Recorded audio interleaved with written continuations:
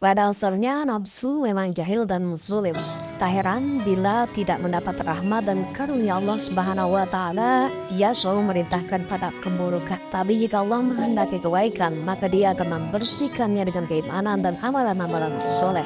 Artinya bila terus dibiarkan seperti saat diciptakannya, ditambah tak mendapatkan rahmat dan karunia Allah Subhanahu wa taala, maka ia akan terus memerintah keburukan dan kezaliman. Pengetahuan awal inilah yang harus diketahui seorang salik manakala ingin memulai jalan ibadah Allah atau suluk.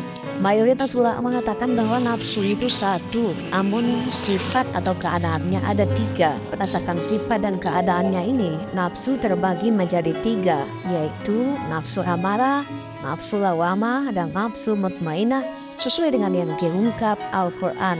Nafsu amarah sebagaimana yang dijelaskan pada konten sebelumnya adalah nafsu yang masih apa adanya sesuai dengan kondisi penciptaannya, jahil dan zalim. Makanya ia selalu merintah kepada keburukan dan kezaliman. Sebagaimana dalam Al-Quran Allah Subhanahu wa taala berfirman yang artinya, dan aku tidak membebaskan diriku dari kesalahan karena semuanya nafsu itu selalu menyuruh kepada keburukan, kecuali nafsu yang diberi rahmat oleh Tuhanku.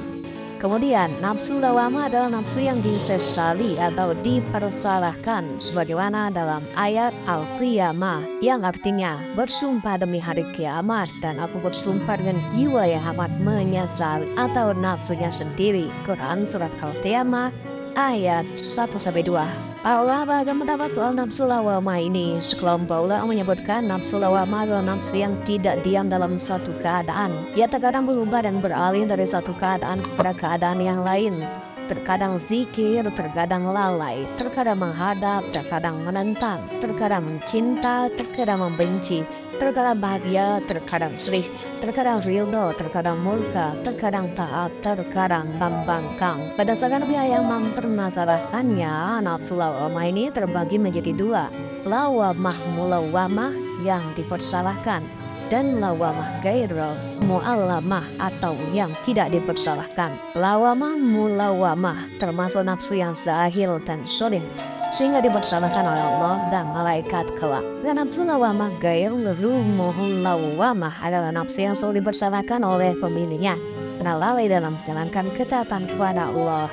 Padahal ia sudah bersungguh-sungguh menjalankannya. Inilah nafsu lawamah yang tidak disesali, bahkan termasuk nafsu yang mulia. Karena itu manusia yang selalu menyalahkan nafsunya seraya sibuk dengan ketaatan kepada Allah akan terhindar dari celahannya. Sebaliknya manusia yang ridho dengan amal-amalnya namun tidak pernah menyalahkan nafsunya, tidak pernah introspeksi dirinya, maka besar kemungkinan dia akan dicela di hadapan Allah Subhanahu wa taala. Naudzubillah summa naudzubillah. Berbeda dengan pendapat Al-Hasan Al-Basri, nafsu lawamah dan nafsu seorang mukmin. Sebab orang mukmin tidak melihat nafsu kecuali menyalahkannya.